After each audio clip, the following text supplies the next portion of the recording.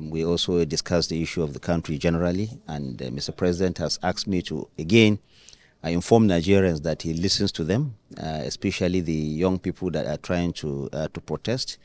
Mr. President is listening to them. He takes what they say seriously and is working assiduously to ensure that this country is good, not just for today, but also for the future. The issue of the planned protest, Mr. President does not see any need for that. He's asked them to shelve that plan.